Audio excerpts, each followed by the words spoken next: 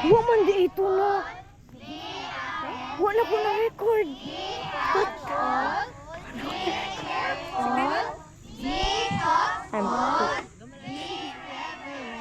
Okay, ato ning tagsa-tagsaon.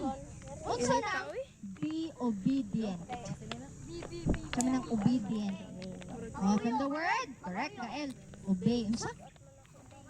Magpuyo. Oh, mag-behave. Magpuyo, no? Pero obedient kay kamaminaw kay naon nga magpuyo. Very good. Yes, natando mo. Be obedient meaning kung unsa ang gisulti yung panigay-gay mo obey, maminaw. Okay, next. Be pure. Unsay pure? Unsay pure, Lexi? Pure man, pure. Kanang limpyo. Walay hugaw. No? Pareha ni isa may pure be. Correct. No, kadong pato siya no.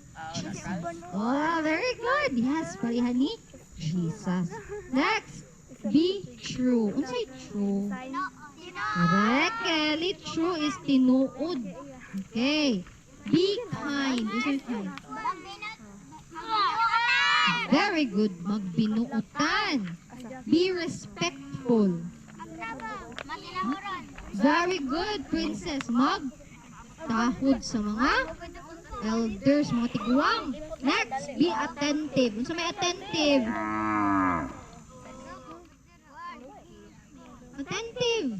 Ano may tag-attention? Unsa man ta ana? Yes, nappy. Unsa pa? Kanang homework soldiers. Dapat maminaw dayon. Alert. Okay, next. Helpful. Oh,